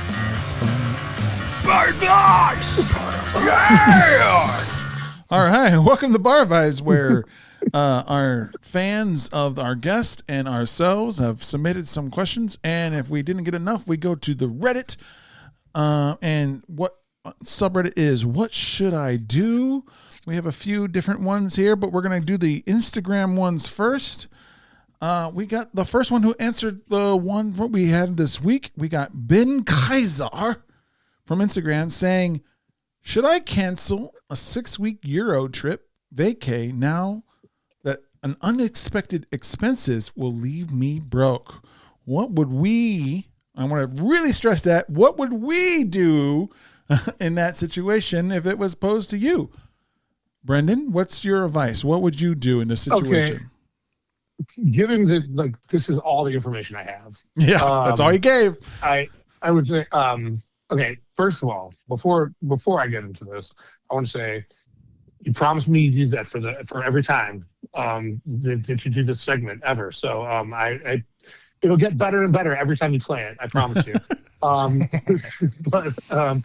So anyway, now that that's out of the way, it sounds like you're pretty fucking broke already. And that's like what, because I don't have anything else to go off of. Yeah. And it doesn't sound like you're going to be broke in the face of some like insurmountable financial obstacle. It sounds like you're going to be like draining your finances and going down to zero, or maybe going into hock a little bit. But you got 6 weeks to go to Europe. I don't know like what the rest of your life is like. If you've done 6 weeks in Europe before, I'd say, fucking, why don't you trim it down to 3? Otherwise, take the fucking opportunity and spend all your money and come home broke. It's like you don't get that chance to do that very often, and you never know, man. Sometimes that's the kind of thing, that's a life-changing event. It might send your entire life on a new trajectory that you never could foresee, and I'm always a fan of doing things over not doing things. So the experience alone will be worth the money, which is replaceable. But the time, if you actually have a 6-week period of time carved out and the means and the places to go, that's the kind of thing that's not replaceable. And you won't always have a chance to do it. So go for it, yo. Yeah. I agree. I mean, like, it almost feels like the trip has been paid, right? Like, that's what it kind of feels like. You already have 6 weeks off. So just go do it. If you haven't done it before, that's the only caveat, just like Brendan said. Like, if you've done this before, maybe we revisit a different thing. But if this is your first time, go live life. Go, get the new experiences. You never know what's going to happen from that. Maybe, your life changes after that because you saw a new perspective from different countries and things like that. I would do the same thing. And if I was in that situation, I would know that I was going to be broke. I'm going to put it right in the face value. I'm not broke because the life experience was paid. The biggest... and you're never going to look back on your deathbed and be like, man, I wish I had fucking stayed home and saved that fucking money. Yeah, you'll get that time. Back. It's like you're definitely not going to look back on your deathbed and being like, man, you know what I really regret is that fucking month and a half I had to eat ramen. Hey, ramen's good. The only thing I've ever heard being like one of the biggest things talked about on deathbeds, I've talked to 3 different people on theirs, and it's always been they've regretted not taking the risks. They've regretted not just doing it. They had these variables. They're like, oh, well, this could happen and that could happen, and it's just a what-if game. And, yeah, you're always going to ask what if, but the biggest what if is what the fuck if you enjoy it and it changes you. So my thing is, let's go realistically. If you have bills during that time you're gone and you're not getting any money during that month and a half, I could definitely see where your worry is. I could see where you're like, I am not going to be able to make up these bills. I am about to be homeless. If you're about to be homeless, maybe don't go. But if you know for a fact that you already paid out this trip, you're able to take that 6 weeks off, and then you can come back and you only got a couple bills you got to fucking recoup. Get a credit card, fucking pay them off. There's ways, man. There's ways to pay off those bills. But if you are going to be homeless, definitely cancel the trip. You gotta factor like what kind of bills you talking your about? Life, it says unexpected expenses. So like we don't know what you are paying, but if it doesn't lead you to being broke and there's some way you can pay them back, you got to open up a credit card or some shit. Yeah, the unexpected expenses makes me feel like this was planned out and they were good to go. Yeah. And so like, does this mean like a car broke down? You know what? You don't need your car while you're in 6 weeks in Europe. Exactly. So that's something you can come back to and pay. I guess you're going to ride the bus for a little bit. You know? Yeah, like the biggest thing about anxiety is or have it in the shop while you're gone. And then it come back and you pay it off, or you work a week or something like that if you're able to get a replacement car on the way when you get back home. Fucking do that and then pay it off and come back and you're fine. But you're spending 6 weeks in Europe, man. So it's like, that's awesome trip. But if you're going to become homeless, I would say no. Cancel that motherfucking trip. But if you're not and you're safe and you're good, it's just a fucking simple bill that you can pay back when you get back to work. Take that shit. Oh, there you go, Ben Kaiser. That's your answer. All right. Well, does anyone want to ask the next one? All right. So Brian Brackett's on Instagram, one of our good buddies. He said, I ran out of TP while already on the seat. No phone and no one's home. What is the play? There's a shower, in the right? shower. Where's the nearest curtain? There's a shower. Curtain? I'm just, as soon as he started talking about that, the very first I don't thing even that popped care in if my you're head in. I don't is even. Dumb and Dumber. I don't even care if you're in somebody else's apartment or house. Like, there's a shower right there. Yeah, Like, yeah. If they hear the shower running after you've already no been one's sitting home. down, No one's home. He said no one's home. the neighbors hear a shower. I don't know. Who cares about the neighbors? The neighbors. What was If the nobody's neighbors? home and I'm you got a showering? shitty ass with no toilet paper, fucking jump in the shower. Yep. Yeah. I mean, Who's gonna know? If you didn't want to take a shower, you could even just towel it Yeah, and then put the grab towel a- into the washing machine Yeah. and start it and then walk away. Yeah, they're gonna come back and be like, "Why is this One towel in a washing machine. But Whatever. I forgot to do my laundry." I mean, yeah, why don't you just take a shower, or you can grab a towel, wet it up, fucking wipe your ass. Yeah. Fuck it. and Throw it then in there. just wash it for Yeah, you. and live like a Exactly. king. Just don't go That's living like shitty a- butt. That's living like a prince, man. You fucking just take a shit and wipe your ass with a towel. That's luxury. You know what's crazy though is Don't put that shit in the hammer. I mean I mean why not, like, everybody just needs to get a bidet There and you then go. you're fine. Just walk around with So you're wet ass. if you don't have a bidet, you're saying he should put his ass in the sink and turn the faucet on? I didn't say that. You said that. I already said what I said. Towel. All right, I think we got that one down. Okay, let's move into our last one. This lady on Instagram answered our little bit of a questionnaire and asked to be anonymous. And this story is summarized from her. We call her Unknown Lady. I have been banned from my favorite bar with great performing punk bands. I was seeking a restraining order against someone, and the owner of the said bar showed up in defense for the defendant. I was granted the restraining order because of the evidence. The owner never made it to the stand because the evidence we had was so overwhelming that the court sided with me. Years later, the defendant then, trigger warning, killed himself, Oh shit. and I became banned from this club/bar. The owner blamed me. This is a very cool punk bar where I used to work, and my friends still do. It's been hard being banned there and grieving and grieving for people who have passed. I didn't want this to happen, even though he deserved the restraining order. What would you do if you were banned without good reason from your favorite bar where you can get great punk music? Well, this is a hard one because that sucks. It does. That does suck all around. That sucks. It's just a really bad situation. But here's what you do. You fucking suck it up. You're not allowed there. It's a privately owned business. They don't have to let you in. You can be one of those people that fucking yells about it, but that's just at the bare minimum. It's going to shake that place down badly enough that you're not gonna be going back to that same punk bar you loved one way or the other. Mm-hmm. And like, there's no justice in this world. You didn't do anything wrong. Why? And I don't mean to sound like your mom, but like, that's a bar where the fucking owner testified on behalf of like you're a rapist or whatever. So like fucking like that, it's obviously a bad fit because that guy sucks. You seem very, very nice. And the fact that there's cool bands going there and stuff, do you want to make it your mission in life to like ruin that place?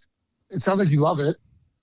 So, I mean, you can talk to your favorite bands and stuff and be like, this happened to me, but it seems like this is one of those times where you have to like sort of be a big person and just accept that fucking sucks and rebuild something that you liked about that place somewhere else. You know, go to another bar, befriend the fucking bar owner, find some like fucking punks in your town and like make a different scene that can combat that place. Because if you have a problem with that fucking owner, you're not the only person. Yeah. Okay, there's a lot of people out there that want to fucking wish that there was an alternative to going to that place. And if you do it from a place of positivity, hey, I'm not allowed to go to that place anymore because of this fucking bullshit. But I'm not dwelling on that. I want to build something like that. But where everybody's welcome, and you don't have to feel like you're gonna get like fucking creeped on. Yeah. You're gonna find right away, guaranteed 100%, a lot of people who have the same feelings about that guy as you. And it is not the easiest task. I mean, it's much more fun to just be kind of an annoying, like, squeaky wheel and be like, hey, won't let me in because this.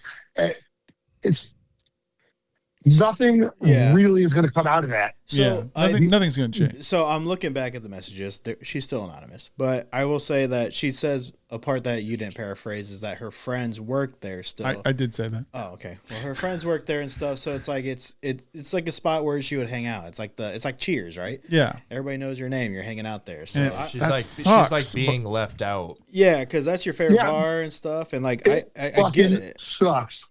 It fucking sucks. But I mean, tell them to work somewhere else. Yeah, I mean, overall, like it sometimes in life you have things that really fucking suck. You just got to deal with it. I mean, if you throw a temper tantrum about it, there.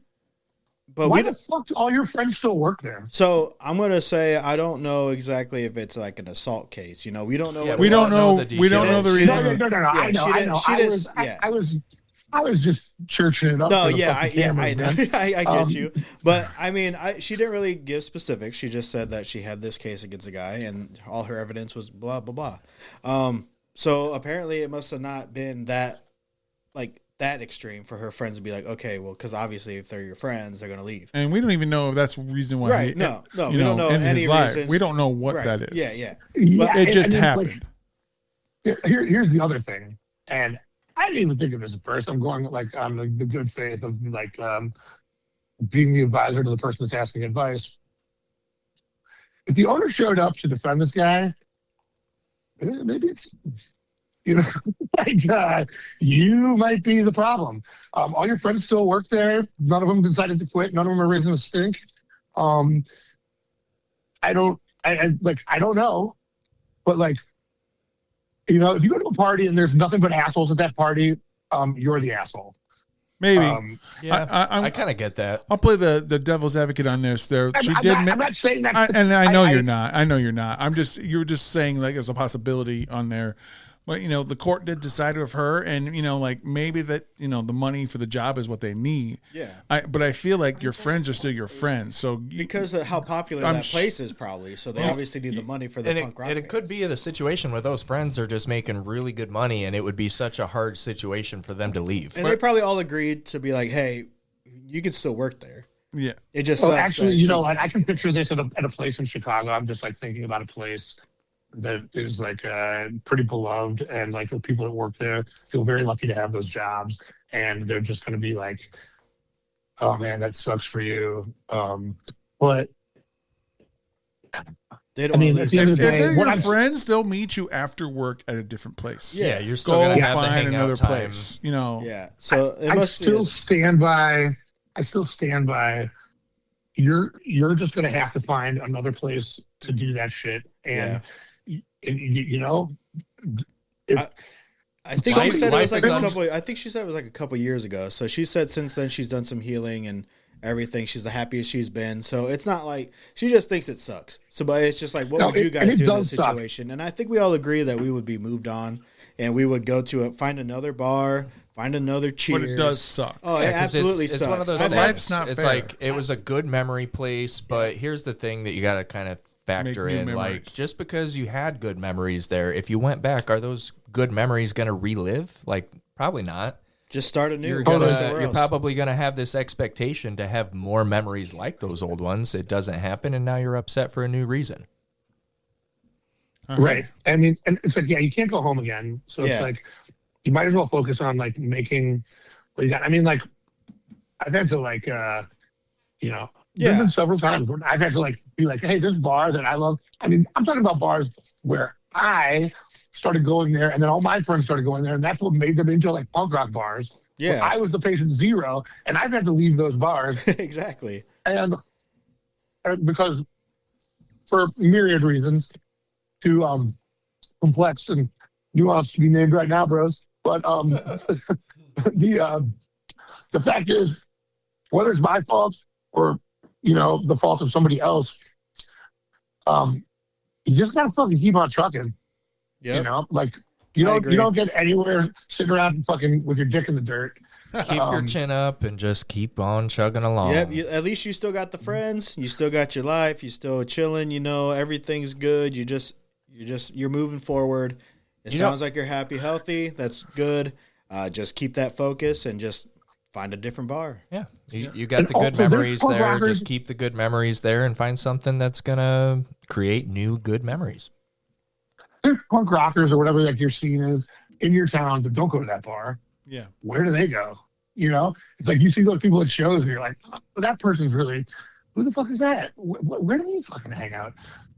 That's like, I don't care how small your town is. Yeah. That's a reality. It's like not like 100% of people go to that bar. Right. And there are alternatives out there.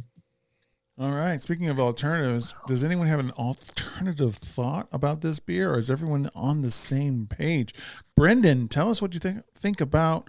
I know you try to give us an earlier thing, but does it hold true still? Does My Dirty Dancer, what is your final thoughts and rating on this brew?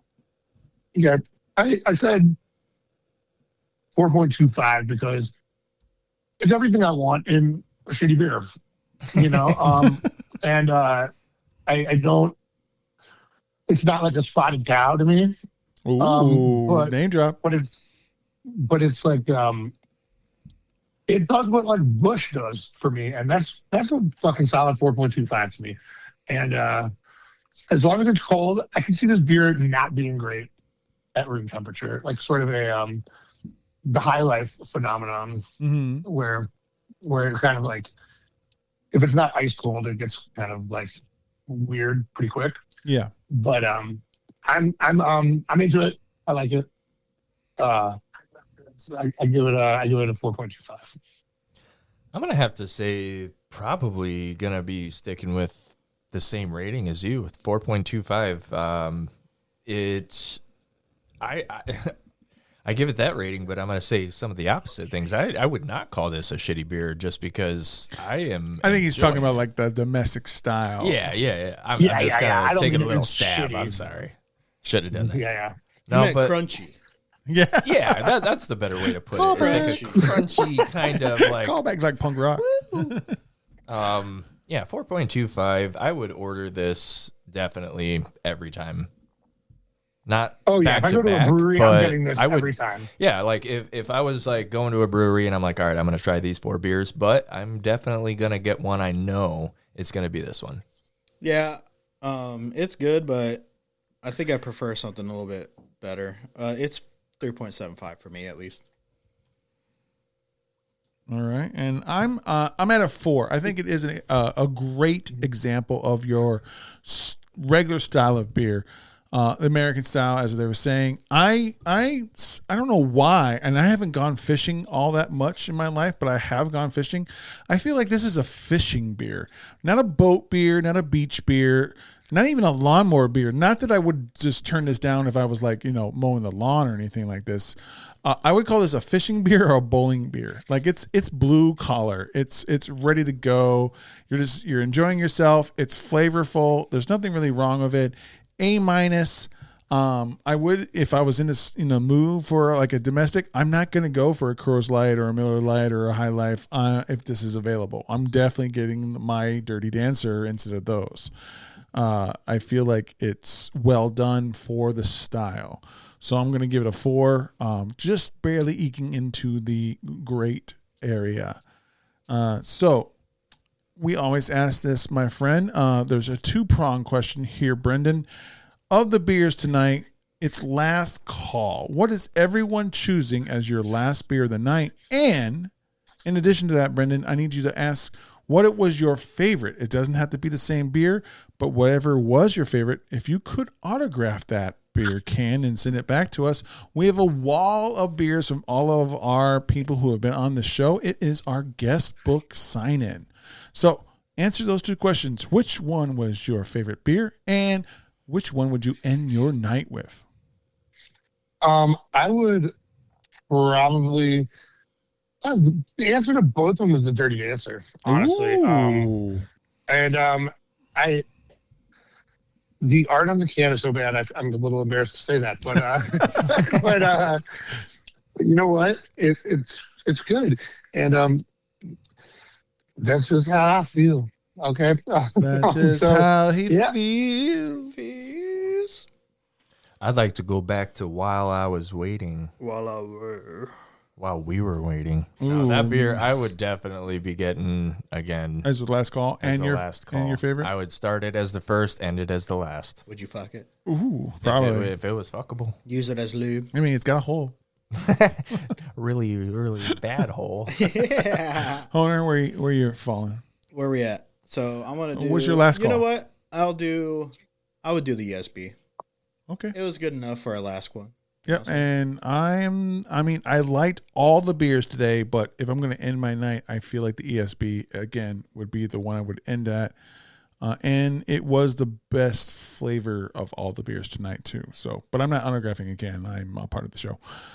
So let's move into our last ad. Vinyl Tap and Table from 117 South Main Street, Mishawaka, Indiana, 46544.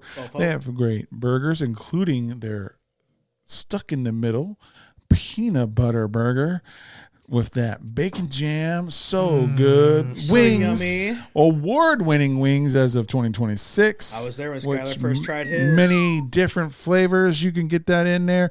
They got great wings, great drink specials, including the Drunk with Buds Jarritos Margarita with tahini on the rim. Make sure you go out, drop a needle at this album, art, music, centered like restaurant, and start a tab at the Vinyl Tap and Table in Mishawaka, Indiana. Yes, sir. All right. What song do we have up going here, buddy? All right, so we have their newest song, or one of the newer ones, you know what I'm saying? It's Tracksuit, Brendan Kelly, and the Wonder Butts. All right, buddy. What do you got to say about the Wonder Butts? Well, this song was written, you know that song, Punk Rock Loser by Viagra Boys? Okay, yeah. And it's kind of like it's like, I'm not your average punk rock loser. And I know that it's tongue in cheek and all that shit, but it's still kind of like decrying punk rock. And it's like, dude, fuck you, man. You don't get to just you're too cool for punk rock now that you play some punk adjacent, grown up version of the genre. Ooh. Punk rock got you to where you are, and you fucking know it. Damn right. You're not a fucking punk rock loser. Eat a dick.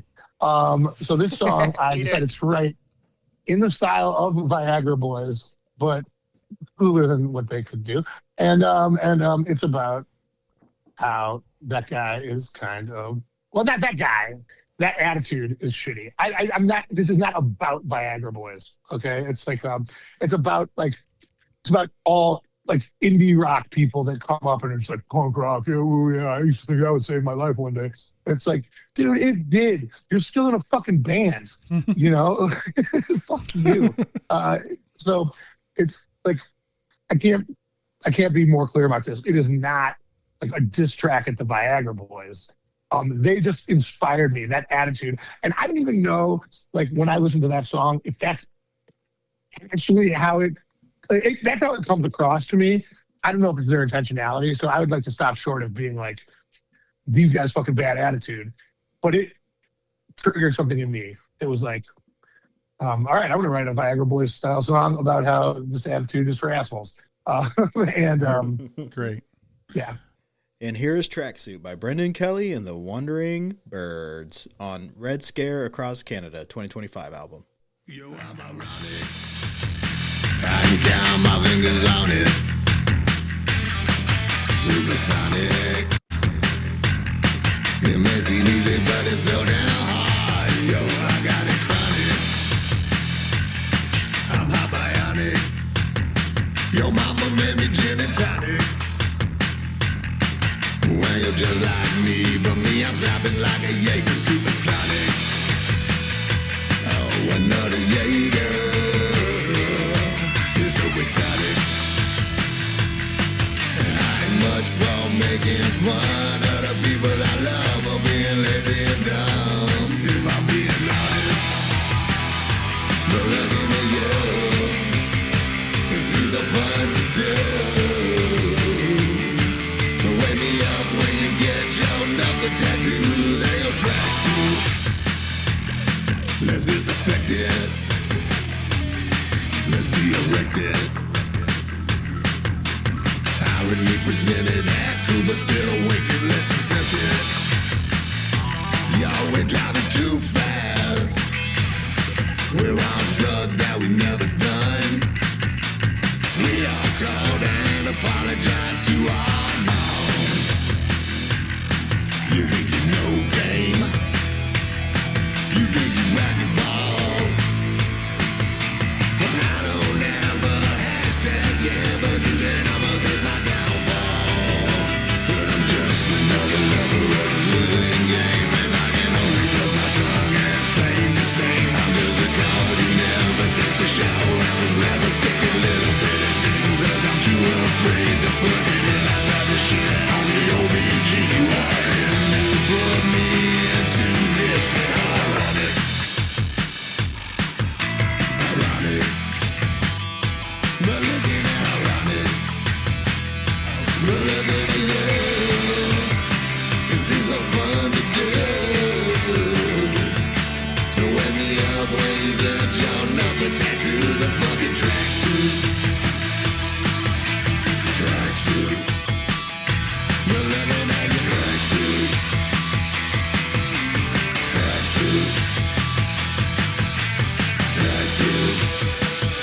We're looking at your tracksuit. We're looking at you. This is so easy to do.